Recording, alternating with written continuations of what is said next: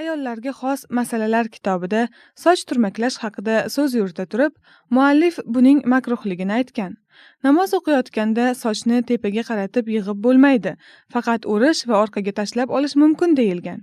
Agar uzun soch bo'lsa, unda uni o'rsa ham ro'molning tagidan chiqib qoladi-ku. Bunda qanday yo'l tutish kerak? Xo'p, bu yerda masala asosan namoz o'qiyotganda sochni turmaklash to'g'risida ketmoqda. Ma'lumki, namoz o'qiyotgan har bir inson butun vujudi, tanasi, a'zolari bilan Alloh subhanahu va taologa ibodat qilish, ilojini boricha butun a'zolarini qiblaga yo'naltirishi kerak. Sochni turmaklaganda o'sha ma'no teskari holatga, ya'ni sochni teskari qilib qaytarilgan tarafi teskari holatga o'tib qolishi ma'nosidan makruh deyilgan, ya'niki yaxshi ko'rilmagan narsa hisoblanadi.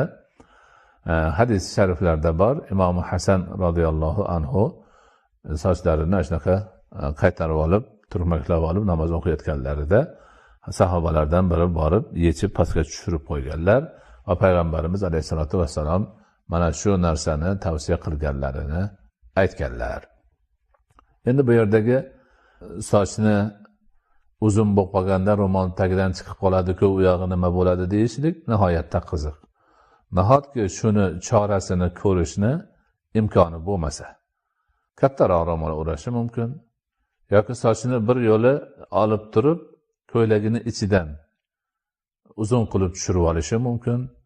Ya'ni uzun sochni bekitib namoz o'qish juda mushkul, birovga savol berib, undan javob kutib, keyin qiladigan ish darajasidagi og'ir ish emas. Bu narsa hammasi bor. Ro'molni tagidan chiqayotgan bo'lsa, ro'molni uzunrog'ini, sochni yopadiganini o'rash kerak bo'ladi.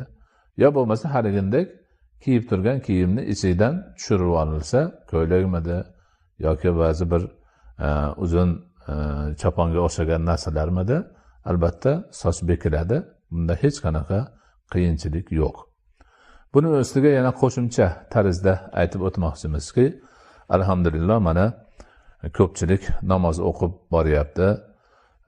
Xususan mana qizlarimiz, singillarimiz, opalarimiz, onalarimiz, ayollarimiz ham namoz o'qishga juda yaxshi bir harakatda bo'lib turibdilar.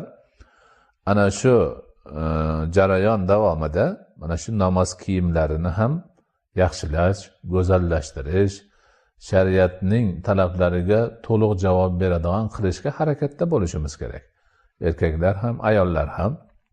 Misol uchun, ko'pgina musulmon o'lkalarda, bizga o'xshagan musulmon xalqlarda mana shu ma'noda o'zlarini kiyim ma'nosidagi tushunchalari o'zgarib, shu kiyimni tikadigan chevarlari, ustalari, shu namozga alohida bir mos qiladigan, chiroyli ko'rsatadigan, shunaqa bekitadigan joylarini yaxshilab bekitadigan kiyimlar qilish holatlari bor. Namoz o'qiyotganda ayollar kiyib o'qisalar nihoyatda bir bemalollik bilan o'zlarini ko'ngillari to'lib o'qiydigan darajaga tayyorlangan alohida maxsus kiyimlar bor. Mana shu kiyimlar haqida bizlarni ayollarimiz, xonimlarimiz ham o'ylashlari, hech bo'lmasa o'sha boshqa xalqlardan ko'rganlaridan nusxa olishlari, namozni alohida ehtimom bilan o'qishga harakat qilishlari juda matlub, yaxshi bir holat bo'ladi. Alloh subhanahu va taolo Qur'oni Karimda auzubillahi minash shaytonir rojim Xudhu zinatakum inda kulli masjidin degan. Har bir masjidda zinatingizni tuting. Buni tafsirida ulamolar aytadiki, namozda go'zal kiyimlarni kiying degan tushuncha ham bor. Shuning uchun salaf solihlardan ba'zilari o'zlari oddiy holatlarda yoki to'y to'lqinga kiyadigan kiyimlaridan ham chiroyliroq qilib, eng go'zal kiyimlarini namoz o'qishga olib qo'yar ekanlar. Har namoz o'qiganda o'sha go'zal kiyimlarini kiyib o'qib, man yuqoridagi Xudhu zinatakum inda kulli masjidin oyatiga amal qildim deb Allohga shukrlar qilib yurar ekanlar. Ana shunaqa narsalarni bizlar ham tushunib, hayotimizga tatbiq qilib borishimiz